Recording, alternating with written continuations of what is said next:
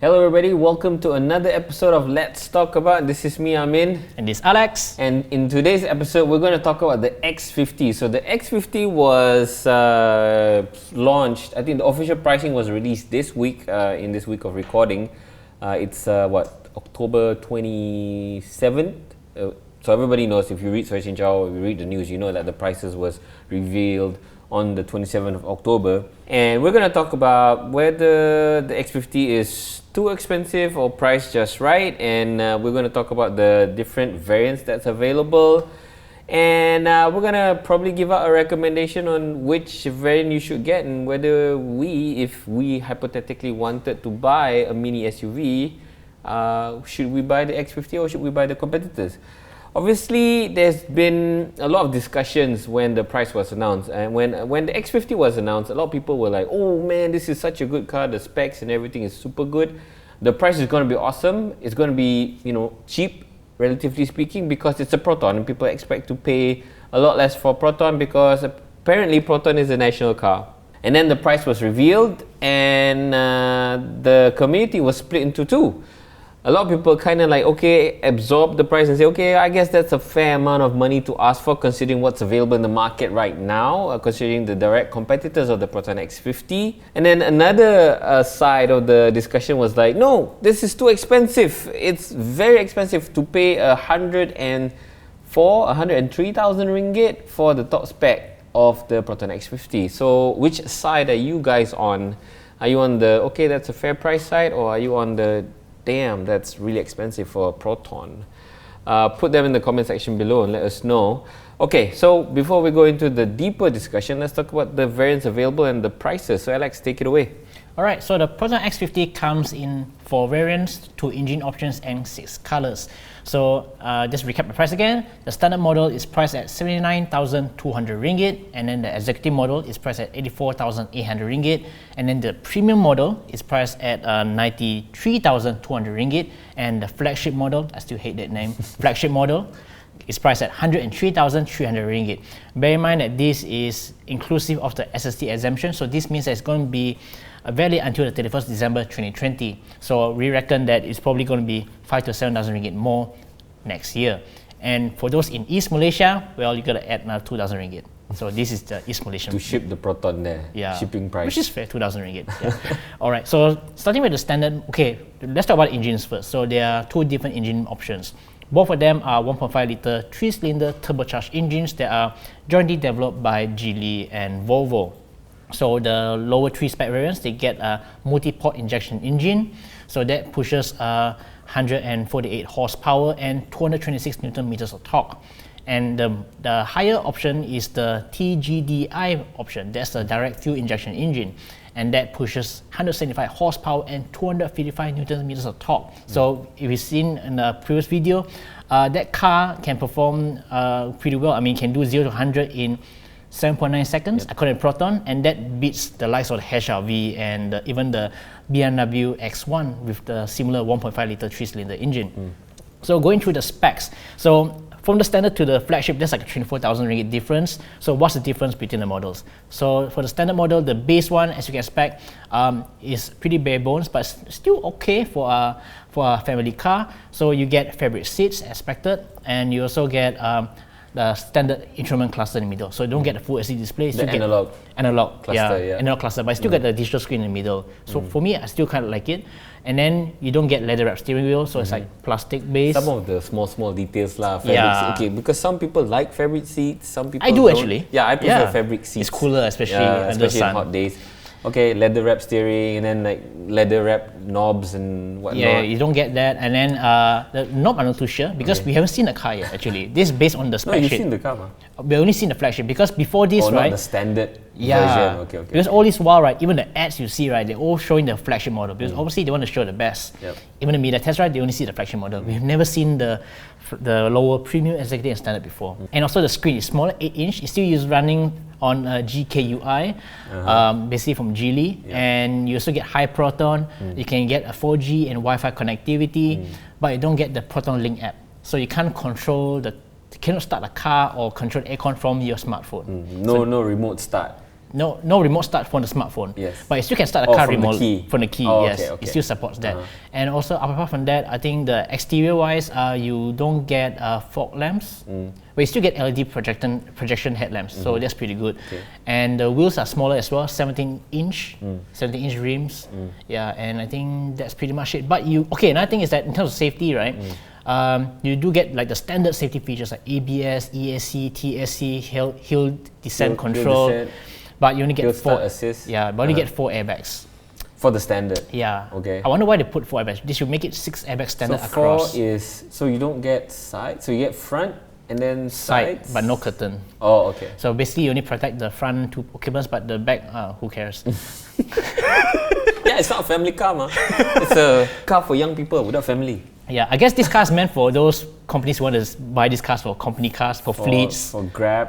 Oh, okay, because of the price. So it's like 79,000 ringgit for the standard. Yeah.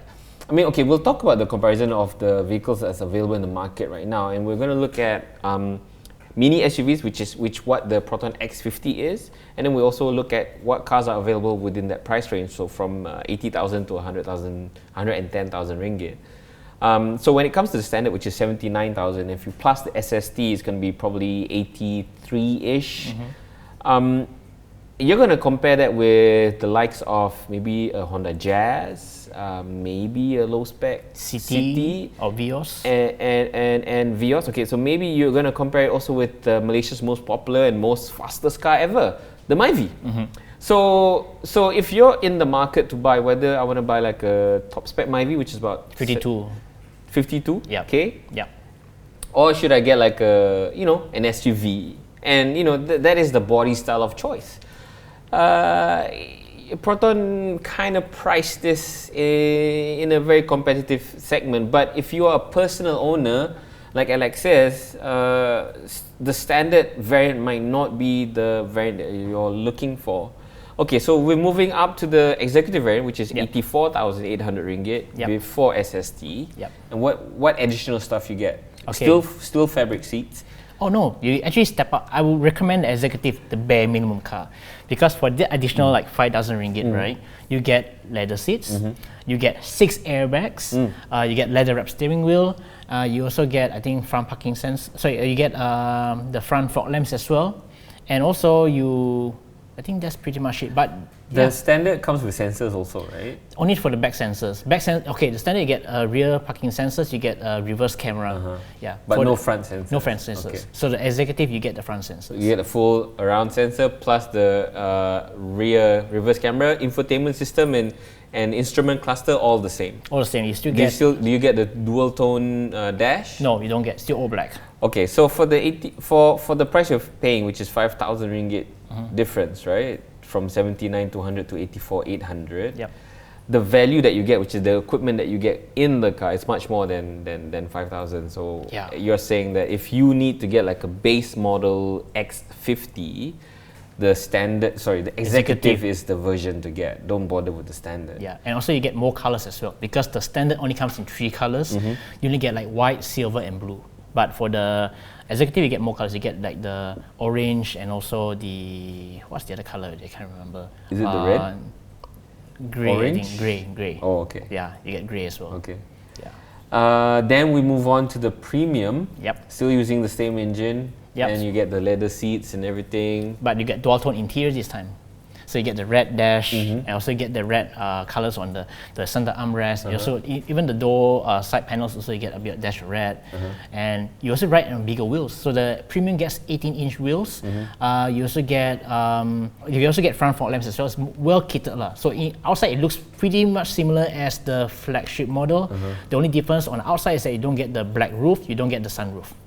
The executive runs on 15-inch. 17-inch. 17-inch. Yes. The standard runs on 17-inch also. Yeah, correct. Then you upgrade. So with the executive, with the premium, you upgrade to bigger wheels, and you get the two-tone dashboard. So for those of you who are asking, is the dashboard matched to the car color? So if I get a red color, will I get a two-tone red and black dashboard? No.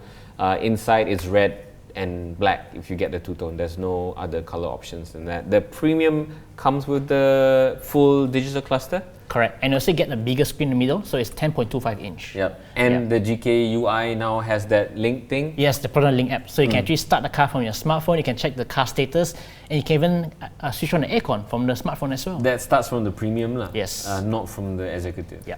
And then we go all the way to the flagship variant, which you get like so power tailgate. It's not available on all the lower three variants, right? Yeah, it's not included as standard, but it's an option you can buy. Okay, so we'll talk about it later. Then we move on to the flagship variant. You get what? What do you get for the flagship? So flagship, you get all the bells and whistles. So the first thing you notice that you get a more powerful engine. So that's the one that pushes 175 horsepower. And of course, the biggest highlight will be the new ADAS system, the Advanced Driver Assistance System. So that gives you autonomous emergency braking, lane keep assist, adaptive cruise control with the with the stop and go system. So you can actually let the car drive for itself. It keeps the distance automatically. Yep. It stops and starts automatically if Correct. you're in traffic. Yep. It also steers for you. Yes. I mean, to a certain degree. Yeah, if the lines are clear, obviously, the highway.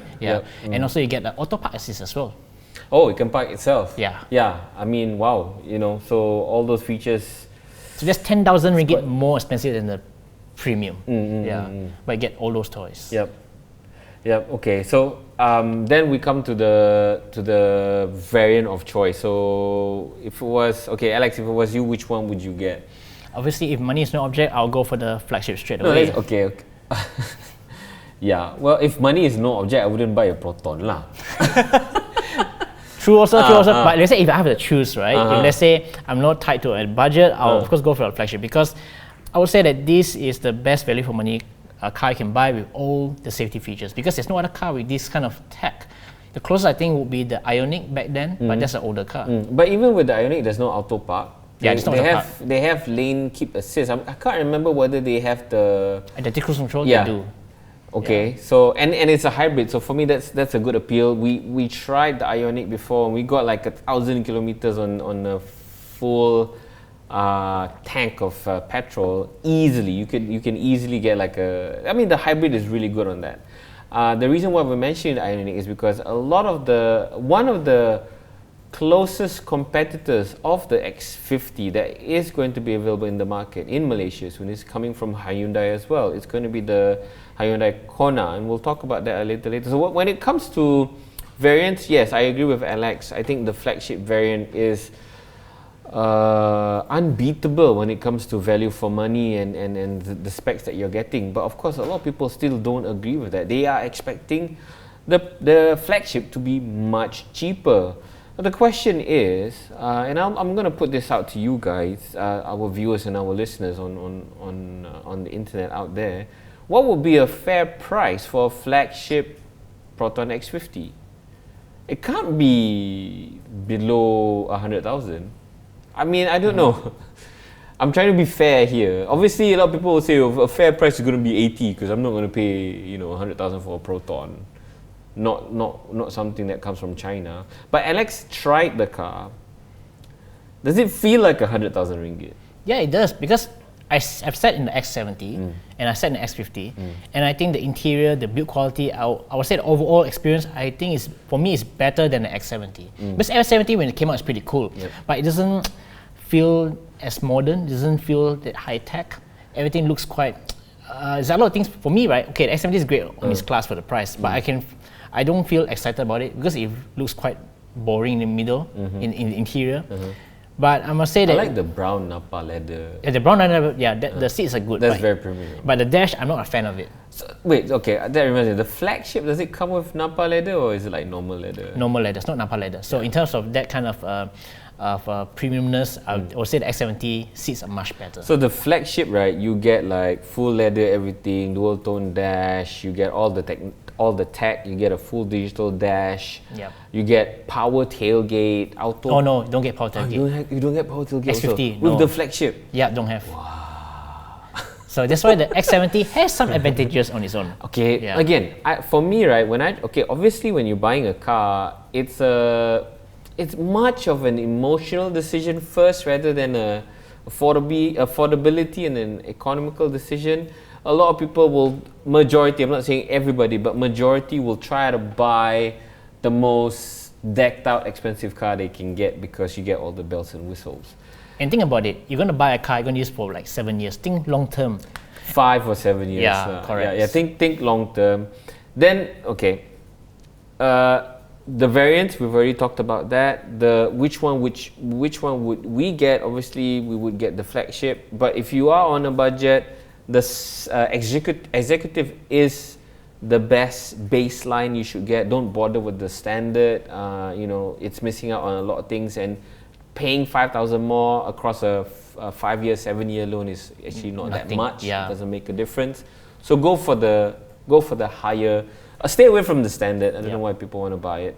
And now, what's available in the market? So mini. Let's go into mini SUVs first. Yep. So within that category, the popular choice before the X50 was the HR-V. Yep. And then we have the more premium choices like the CX-3, which looks stunning, but I would argue do not have nowhere near in terms of technology when it comes to what Proton is offering, at least with the flagship variant.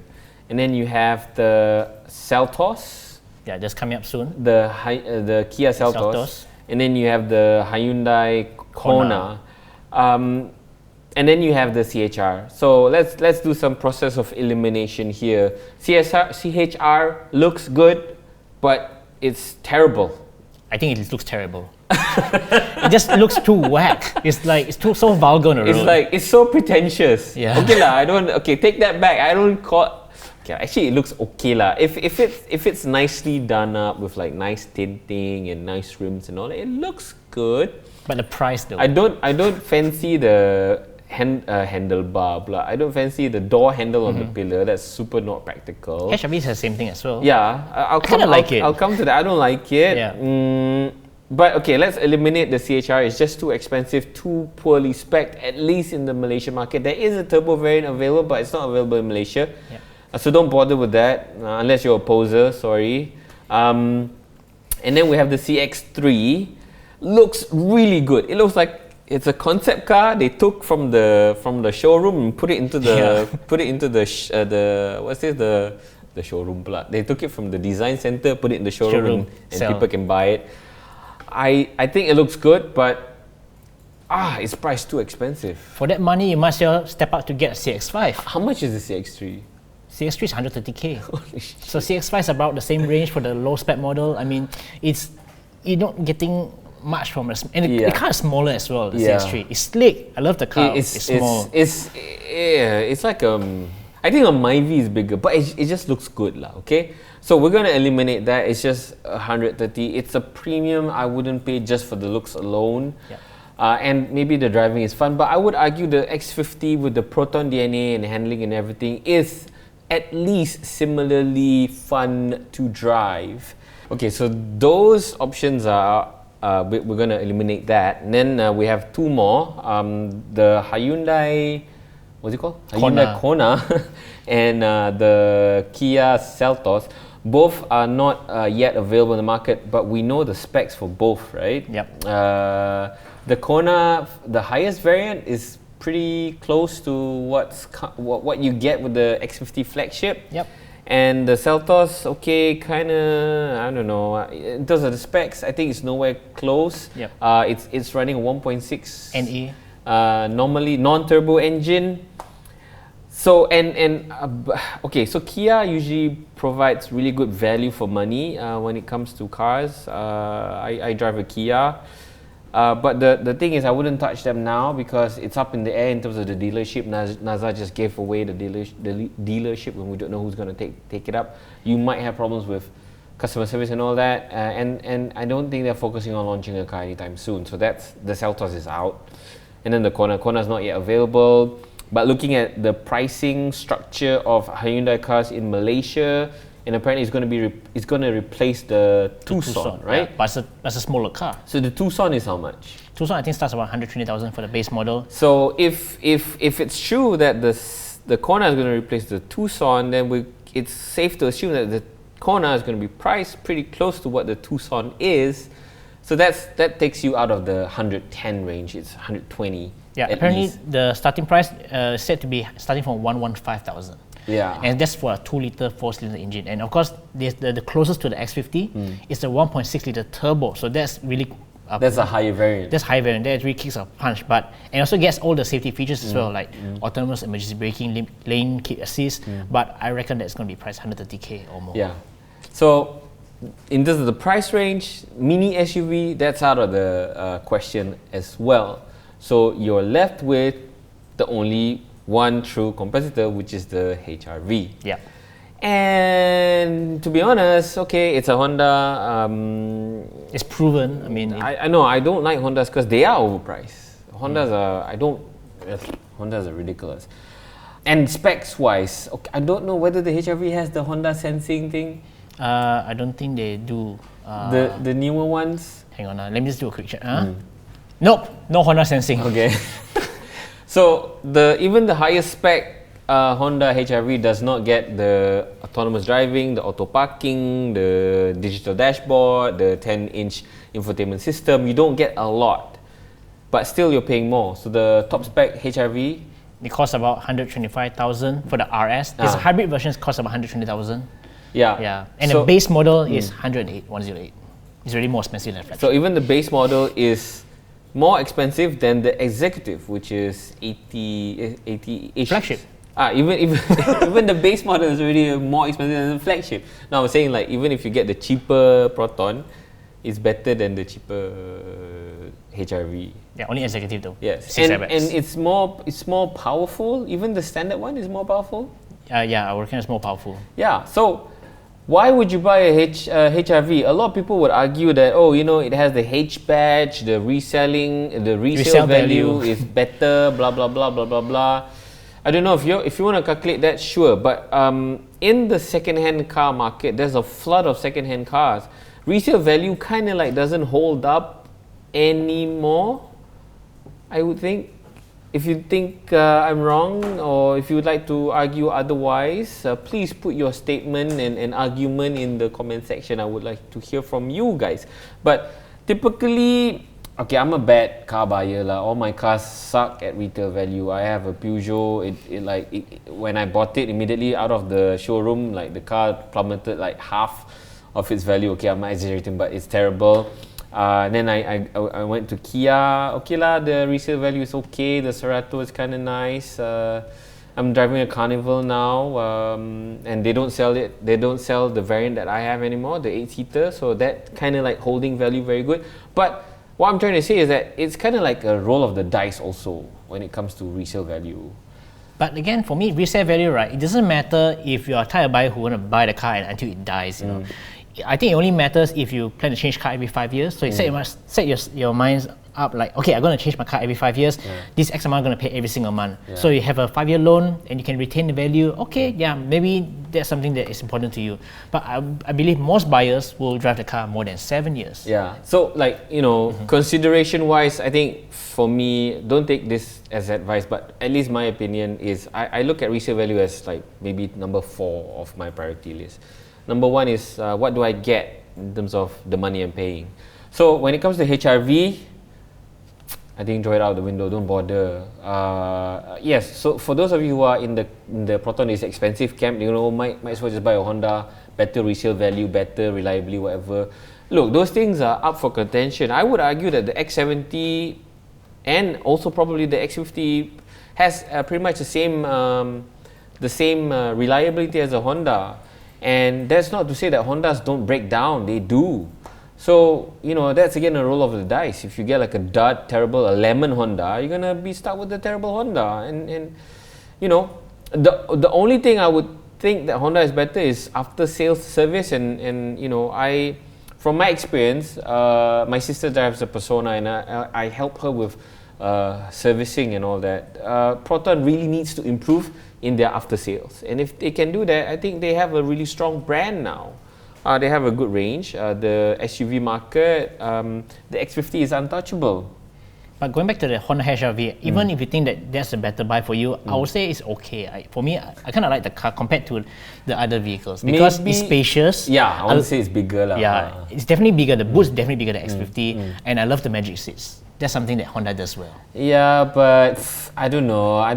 not everybody uses magic seats every day. Yeah, it's a utility you'd like to have, but if you're only a young couple with with no kids, or you just got married, or you're just a single guy, and I don't know, I don't think you'd use the magic seats a lot. I'm not trying to like dish Honda, but here's the thing: value for money. Okay, when it comes to value for money, the X50 flagship is a no-brainer. You have 100k to spend on a car, don't get anything else. Okay, so we talk about the like for like, the mini SUVs that's available in the market. We've eliminated all the options that's available. The closest one is HRV. It's up to your personal preference, but if it comes to me, it's going to be the X50. Yep, same here. Okay, now let's go into the value. If you have 110,000 ringgit, what cars are available in the market for you? Okay, that opens up a lot of cars available, right? So you have the Honda City, if you want to spend a bit more, you can get probably like a baseline Civic if you want. If it has to be a Honda and it has to be a Civic, then the Jazz. Then there's the Jazz, the Vios, Yaris. And then the Almera, maybe the new one, but we don't know what's the price, and it looks good, but it's a sedan, it's a car, compact sedan, not a SUV. That's a more popular body style. And then of course you can't talk about car comparison without talking about Malaysia's most loved and most powerful car in the country, the Myvi. Yeah. So I don't like the Myvi. I like the Paso base, the Boon base Myvi. The previous gen. I don't like the locally designed Myvi because, oh my god, the cost cutting in that car is just atrocious. You know, you get in the car, you can see, you can feel, everything is cut to a cost. Even the seats, the squab, right? The padding, right? The padding is very soft, and then it's too short. The seats are too short, even for an Asian guy like me. So it's terrible. Okay, the cars that are available within that price range: Almera, City, Jazz, Vios, Yaris. Of course, there's another consideration. How about the 7-seater SUVs like the Arus and Rush? Those are priced up between 72 to 97,000. Okay, and then you have the Alza. Okay, 7-seater stuff: Alza, and Arus, and Rush. I'm gonna eliminate that because the X50 is not designed for family that has more than 2 kids. The size is not for that. So definitely, if you're gonna want a 7-seater MPV SUV, you're not going to look at the X50. Now, for young guys and for people who want a smaller city kind of car, for usually taking 2-4 people around, you have the Jazz, City, Almera, Yaris, and Vios. Yep. I'm gonna just like take all of that and throw them away because they don't like my fire. Like this, technology wise, they are nowhere near. But I must add in that for these cars, right, you can't compare that flagship model. I would say you had to compare them with the cars without ADAS. I'm talking about like the premium and the executive models, because those are priced around 80-90k, so that's a closer range. And I must say that these cars are pretty close, because now, unlike the previous generation, the new City and Vioses, they come with 6-7 airbags. So to be fair, they're quite close to the X50. But then again, now it's 2020, most people will prefer an SUV. And the X50, I think, will be a stronger choice. I think you brought a good point, Alex, and thank you for putting my head level on that. So the thinking man choice, yes, the Jazz, City and all that is kind of like something you're going to look at for the below 100. So 90k, if 90k is your limit, yes, the X50 is going to be in a very competitive marketplace. Those who like the Hondas are going to get the Hondas. Alex mentioned practicality with the magic seats. I think the Jazz is really great for that. I really like the Jazz for that. If you ride a bicycle, or if you have a dog, you carry a lot of stuff, that practicality is really good. Even the City has that as well, but it doesn't have a hatch, so you cannot put things big things inside the boot. Just how would you, as you would do in a city, in a Jazz. But yeah, it's kind of like a thinking man's game when it comes to that price segment. But if you are like an all or nothing kind of person, I cannot find an argument against the X50 flagship. There's one. I must throw in. And the competition is actually from Proton itself. The X70. Because with the SSD exemption, right, the X70 now is super affordable. Okay, not like the cheap, but you can get the standard model with 6 airbags for 89,000 ringgit. And it's a bigger car. You get 6 airbags. You get the standard stuff, the standard safety stuff. Yeah, but like you said, the X70 does not it's not exciting lah. Yeah, but I want to get more car for your money. That's the next. Yeah, if you really need more car for your money, sure, go for the X70. Yeah. I don't know. I like the X50. I like that I like the flagship. It comes with all this tech and stuff. Does it bother me that it doesn't have a power tailgate? No. I can tell you why it bothers me. No Android Auto and Apple CarPlay. Yes, that's a huge issue with the 10-inch screen. We talked about that in a previous episode when we covered the X50. And the problem is the GKUI is so integrated into the infotainment system, you cannot just simply replace the unit because you're going to probably lose out on a lot of features and stuff.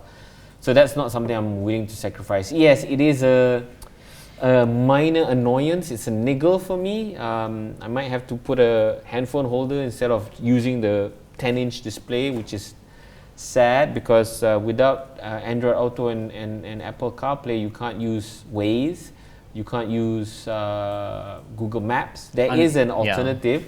It's called what? Some mirror link thing. You can connect to your phone. No, I don't like that because okay, you can use mirror link. So for those who are using mirror link who haven't used Auto, Google what? Google CarPlay and Android Auto.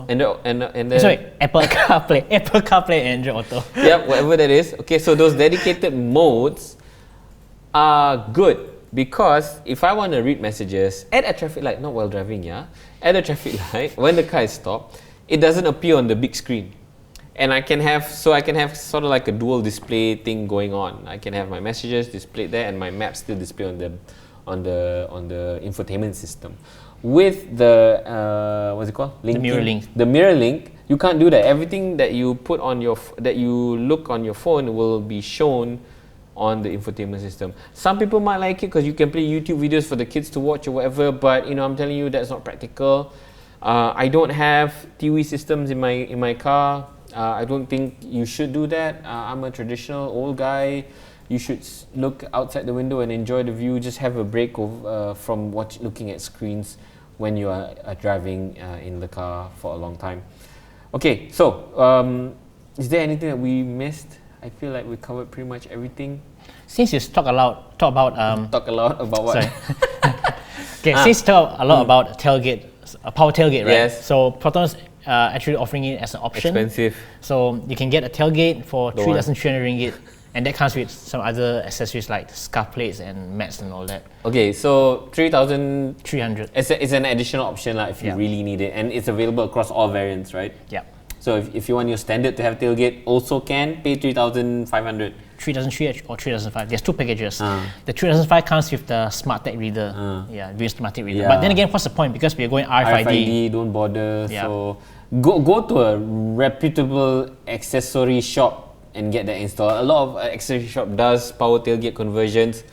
So probably cheaper. It's probably like 1,000 or 2,000. So you save 1,000 ringgit, or better yet, use your hands. Yes, save 3,000 ringgit.